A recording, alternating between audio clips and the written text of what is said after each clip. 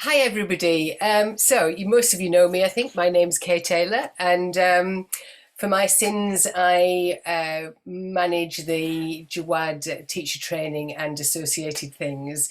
And what I want to talk about today is student retention. So, some of my initial facts sort of tie into what Rebecca's just said. Um, a bit of background: lots of teachers seem to have stopped teaching since the pandemic for for lots of different reasons. Many students have moved on to other things through lockdown. It's almost like we're having to start from scratch again, some of us. And it sort of I feel it needs a sort of multi-pronged approach. So how to re-engage old students, how to attract new students, and how to keep them all coming back. Yeah. Um, re-engaging old students. So I thought I'd just ask for your input here, girls. What have you found that people's barriers have been to coming back? You can type it in or you can shout out.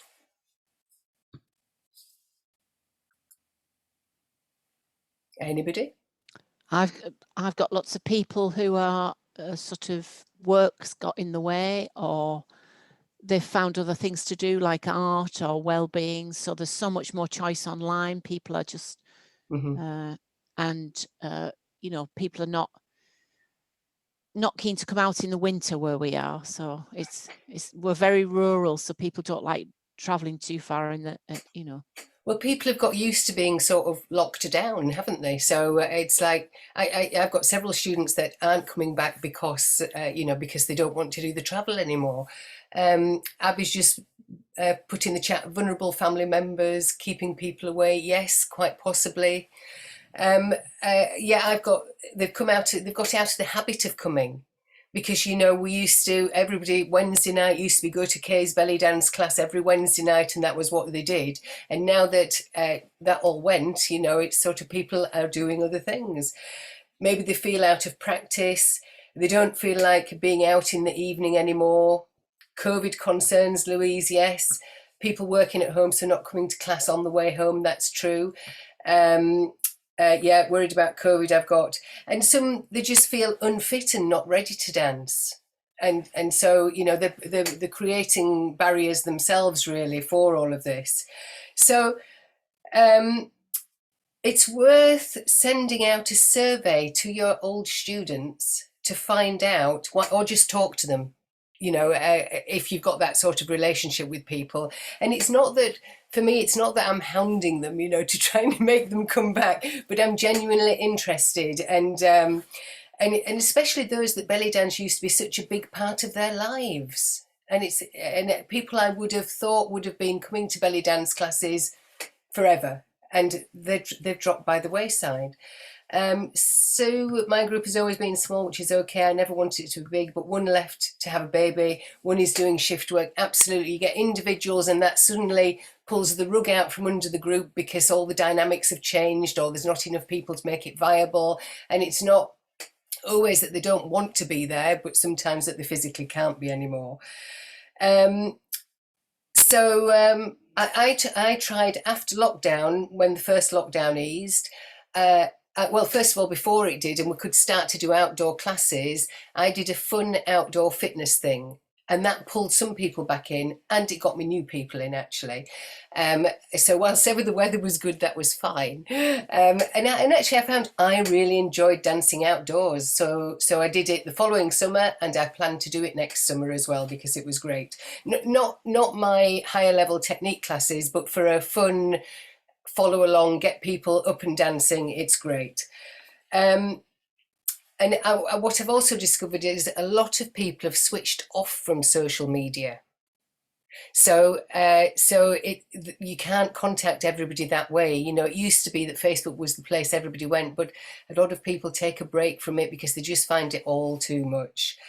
So if I've got people's contact details, I'll send them a personal email, actually, just to say, hi, how are you doing? Heather, you asked, Kay, did you charge for your outdoor taster session? Also, how long was it? So And did you need a special license to teach in a park? That varied depending on where they were. So I contacted the local council to ask about whether a license was needed or not. In some it was like, no, the space is there, it's public space, just go and use it. In others, yes, I had to apply for a license. It didn't cost me anything, but I had to apply for it. It was a 45-minute fitness session. I was inspired by an outdoor Zumba class I went to. And that wasn't my thing, Zumba, but I thought, I could do a belly dance equivalent. And so it came from there, and I just love doing it. So I put together new playlists and things like that. The first one I did for free, but then after that I started charging £5 a session, and that's what I've kept it at. And it just depends as to how many people come along. I just re-advertised it locally at my local church hall, and I got 15 brand new people. And that's that. I think it's that new year get fit, sort of thing that's happening there. I got 15 brand new people, 2 existing people, and then about 8 on Zoom because I'm doing it as a hybrid session. Yeah. So okay, so let's move on a little bit. Next, the other thing, how to attract new students. Yep, social media is great, but often people will say they're coming or tick they're interested or tick they're going and not turn up. So you can't rely on people's responses there. And you just have to take that in mind. Maybe if you see somebody ticks yes, message them individually and say, oh, I see you've ticked yes, just want to give you a bit more information, so that you've made that personal connection and they're more likely to come along. You might want to take payment in advance. Putting your money where your mouth is a strong persuader to turn up, posters on local what's on sites, Facebook, things like that. But these 15 people that I got at my local church hall, that was from putting flyers around houses. I haven't done it for years, but they all came with their flyers, partly because I was offering it as the first class, a free one if they brought the flyer, but they were all, well, we'll see who turns up this week, whether they've come back or not. Yeah. So Dance City, where I teach, as you know, they do a lot of marketing there. And although I do advertise those classes at Dance City as well, I'm fairly sure it's their marketing that has brought in lots of new people. So I'm very lucky that I have a long-term relationship with them and have taught there for many years. Okay, so I've got a slideshow I've put together for you girls. Where is it? Here.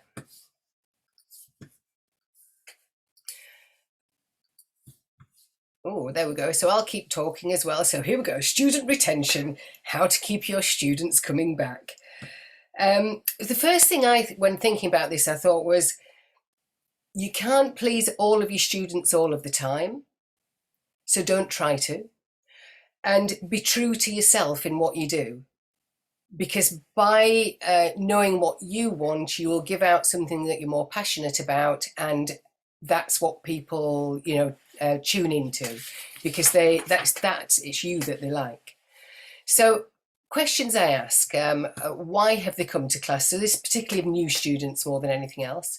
And the answers that came up were to keep fit, a few to learn belly dance, to try something different, to make new friends, to have fun, or some have just been dragged along by a friend to keep them company. Yep. So when they first come, it's like they're not really, very few people are out there to become a professional belly dancer and want to develop from being a beginner onwards, They've come just to give it a go. And then when they sort of down the line, they think, oh, actually, I absolutely love this. And then they sort of buy into it. And returning students, why have they come back? And the answers I found there were, they miss belly dancing, they love the music, they miss the friends, they miss you as the teacher. Because actually, I think, don't ever sort of put yourself down in terms of that. A lot of the reason people come to your classes is because of you, not because of the belly dance. It's... So it might be to help get them back into shape after all that lockdown eating, and just to dance again and to dance with people again. So important factors that I have found that keep people coming back. We'll start at the top. So the teacher, as in you, it's your personality, it's how you interact with your students. It's like, do you use the names? Do you use them? Because I'm guilty. When classes used to be really busy, I'd just say to people, if you keep coming back, I'll remember your name. But I make more of an effort earlier on now. If you go on holiday, who covers your classes, and do numbers drop? Because mine do. So that tells me I've got to think twice before going away out in term time. When your people come to class, do get contact details off them. Send them a welcome email, welcome to the class. This is the sort of things we do. Make them feel special and sort of welcomed into a community. Next around, the class content, is it pitched at the right level? Is there a good balance of technique, actual dancing, and fun stuff as well? Is it achievable, but also with some challenging bits in it? Who likes to be corrected and who doesn't? And although I know some people have more of a comfort level with that than others, I do say to my classes, I assume you're all here to learn. So my job is to correct you, so I'll make sure they know that right at the beginning. What music do you use? I've found some people stop coming to class if they don't like the music you're using. And this was a long-term student, and she stopped coming that term. And I was like, I wonder where she's gone. And Christine that works with me said, oh, I bumped into her in such and such. And I just said, oh, we haven't seen you at class for a while. And she said, oh, I don't like the music Kay's using this term. She came back the term after, but be aware of what an impact that could have. Find a good combination of accessible pop alongside, something more complex, something more traditional that they have to think about. Do you create a friendly atmosphere in class? So that doesn't mean that you're necessarily letting everybody chat for the full hour. That's not what it's about for me.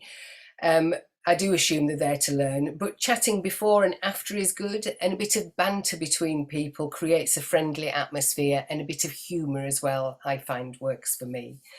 Now, I can see a few people are posting in the chat, but I've got this on full screen, so I can't actually see it. Oh, here we go. Yeah, don't go on holiday in term time. Yep, yeah. Always make sure students like the choreo music. Yep. Do you have any health and fitness questions? Do you ask health and fitness questions? Okay, I get people to fill in a health questionnaire at the beginning of term. So yeah, fitness to dance form, Abby. Mine's, I think I've adapted it from that. But yes, a health and a fitness questionnaire, which also means that you're asking them if they've got any health issues, but I ask for their contact details, and at the bottom I say, are you happy to go on my email list to receive information, yes or no? And if they've not circled either one when they give me it back, I get them to make a choice, because most of them will tick yes. And then I say you can come off any time, it's not a problem, but that means that I can send them some personalised emails if I need to. They come to make friends. And for me, this happens sort of before and after class, maybe at haflas when they're working towards a performance, or sometimes I'll do like pair work or small group work. Obviously not through COVID times, but I'm starting to do that again. So it enables them to make contact with each other and develop a relationship that makes them want to come back to class. I also have a Facebook group, that for my classes, so they can sign up to that and post things on there for everybody. Some of them are coming because it's good exercise. So when you're planning your class, just be aware not to let it get too static, because most people do want to feel like they've danced when they come to a class. You want to get those endorphins flowing, I find a good balance is like a warm-up, a fun follow-along to really get people moving, a bit of technique, some combinations, following along to me improvising, using elements that they're working on. So often people choose a dance class and they don't like going to the gym, but they still want to do some exercise. So it's important to make sure that you get that exercise element in there. Some people do it for the chance to perform. It gives us a focus in class, something to work towards, but not everybody does. And again, I once had a student stop coming towards the end of term, and I just contacted her and said, "Are you all right? You know?" And she said, "Oh yes, but I don't want to do the performance, and I'm feeling pressurized." And I thought, "Oh dear, that's me that's pressurizing." So I said, "I'm really sorry, I didn't mean it to come across like that." And that was a learning lesson, to always say to my classes, performing is not compulsory. You know, it's great if you want to, but you don't have to at all. And I think the most important part as well is having fun. You know, if it's not fun, why would you come back? Also, people learn faster when they're relaxed and having a good time. Students retain information better if the process is enjoyable. Jay Willis says in the neuroscience of joyful education, brain research tells us that when the fun stops, learning often stops too. So how to keep that, how to make your classes fun? You don't want people to get bored. You want them to feel like there's something happening, you know, that there's an ongoing development. We need to shake it up sometimes so it doesn't feel like it's too static.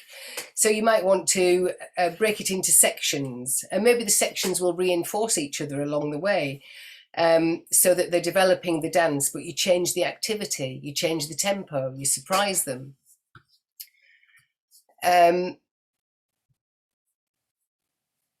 Yeah, okay, Abby, I can put mine out there for anybody that wants to, but it is probably very similar.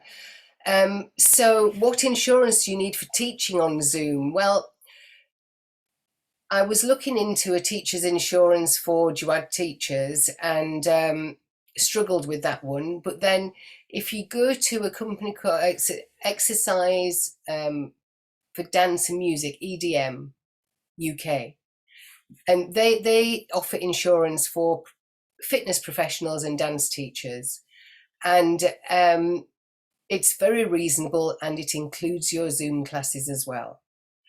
Madden also do an insurance policy, and I've been told that theirs also covers Zoom, and it covers things like end of term events, things like that.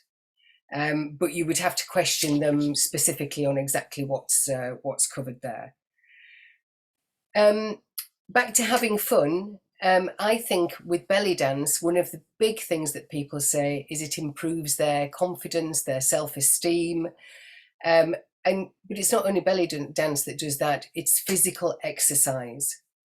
Your body releases chemicals or endorphins, which react with receptors in your brain. And a gentle class that is very static won't actually do this. So you have to up the tempo and get people feel like they've worked out in the dance class in a fun way as well. None of this is rocket science, but it does sometimes help us to step back a little bit and reflect on what we're doing. When your class numbers are good, certainly for me, it's easy to get a bit lazy with things sometimes and just expect that they'll always be like that. Well, it has to be said, the whole pandemic thing has has been a reminder that it's not, we have to constantly adapt, constantly be flexible, like Rebecca was saying. Hybrid classes, the other thing that I've tried is a membership program, which is still going now, so that's fantastic. It takes work to keep it, to keep it updated, to keep it going, but it's another way of developing people's dance. But at the moment, certainly, I think we all sort of need to bring our A game to our classes, which is what will keep them coming back. The other thing I felt was that you need to decide what you want from your classes. So this was my list of what I want from my classes: to teach belly dance, because I love teaching it, to help my students learn and develop, to share my love of belly dance, to help students understand the range of music and the cultural context, to encourage their personal dance journey, to build their confidence, and to inspire them. So then I also think you need to think about what you don't want to do. where you're not willing to go, you know, because for me, and this is my personal, not anybody else's, I don't want to teach fusiony things. My love is Egyptian dance, and that's what I want to teach. I don't want to use Western music. Saying that, I break my own rules occasionally. Um, Often for a fun follow along, I might use something more Western, but I might use something really boppy that's Egyptian as well, because I see it as part of my job is to educate people's musical knowledge with what I'm doing as well. I don't want to teach a class that never goes anywhere. Part of what I love is seeing people develop. And I don't want to please everybody, because if you do that, if you try to do that, you're on a sort of roller coaster to nothing. You have to decide how you can be true to yourself whilst retaining your student base. So remember, be true to yourself, do what you do best, and enjoy what you do. Because I think if you do, the people that come to your classes will enjoy coming to them, and they'll keep coming back. So do we have any more questions there? We've talked about insurance on Zoom. I can put, let's have a look. I'm sure it's EMD UK. Type in EMD UK on your search engine, and their website will come up, and look at their insurance. At the moment, they've got an offer on, which is £69 for the year, I think it is. So it's really good value. They've had a sort of New Year special offer. So yeah, I would, I've had good reports about them, and because they specialise in fitness and exercise and dance classes, then they get a very good rate for the insurance. I did look at setting up one especially for belly dance teachers, but it was just going to cost too much. So then I looked around and found these guys. Is it liability insurance? Yes, it's public liability and professional liability. So your public liability is if anybody trips over in your class. Your professional liability is if you give somebody some advice which ends up injuring them, then you need professional liability to cover you for that. Okay, so they're two different things.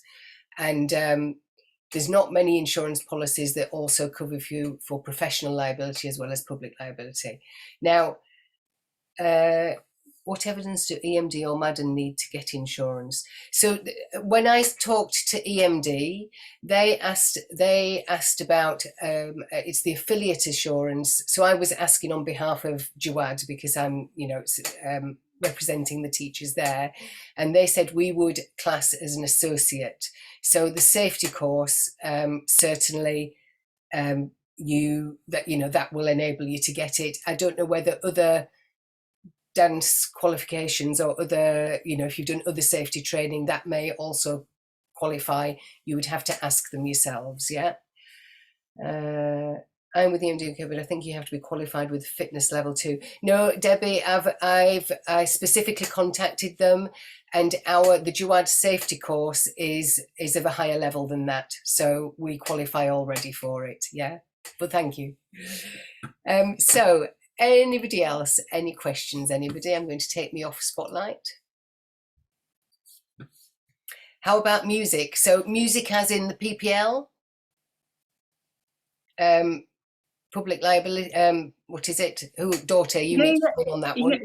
Yeah, what I meant is that I hear from here and there that to teach you have to have also some certification for using the music. So, and I remember I even called and asked, is the Arabic Egyptian music should be there as well? Is it covered? And they really struggle to answer. So to be honest, I still don't know the answer to this question. So do we need it or not? So Daughter, can I hand over to you for that? Are you there? Yes. Yes, we still need a music license, and ironically, because a lot of Egyptian music or Egyptian musicians not necessarily signed up to the copyright convention, but we still need to have a music insurance, because as soon as you start playing music, in order to, as part of a business, then you also need to have basically a license to do so. And I did a talk about that some time ago.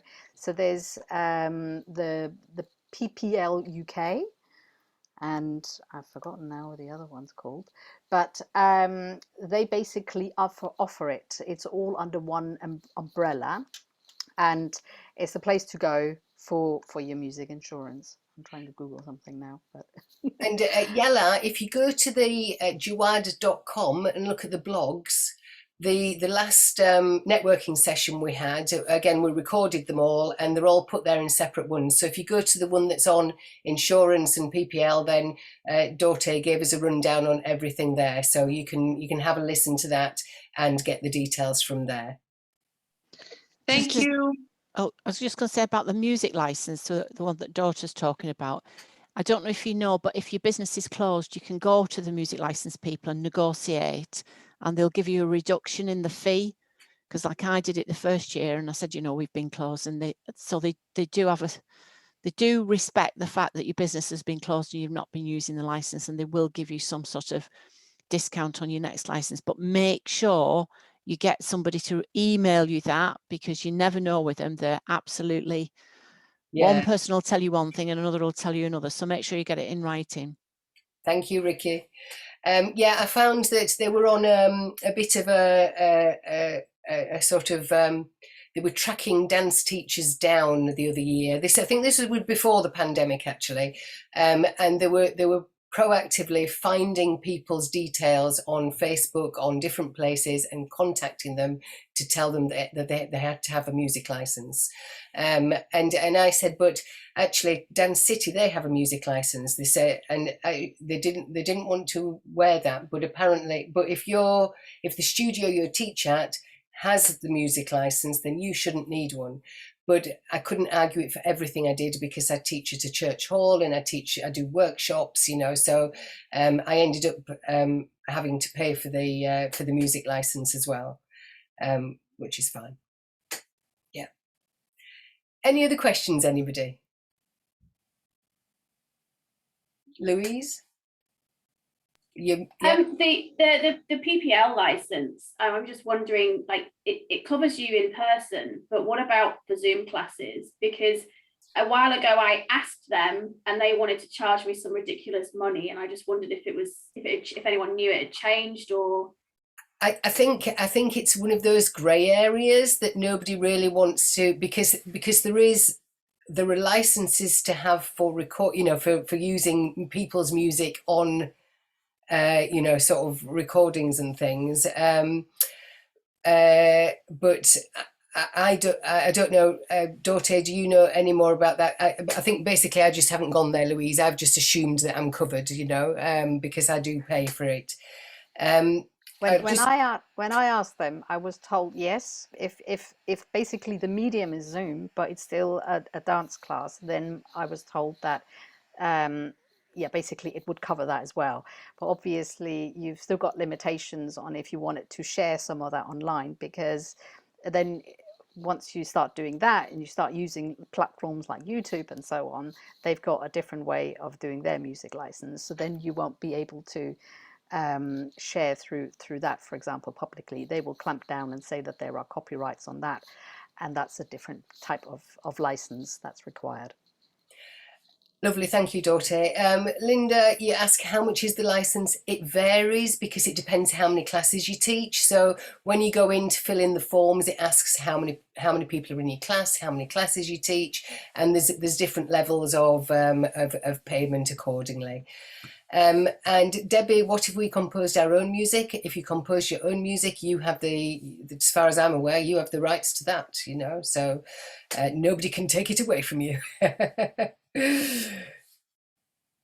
Oh, that was really interesting. Yeah, thank you, girls. Yeah, I think sometimes it's just taking that step back and thinking about things, and like taking stock, reflecting on things and looking at what will work and what you can do that you will stay passionate about whilst you're doing it. For me, that's it, because yeah, if I lost the love of what I'm doing, then I wouldn't want to do it. You know what I mean?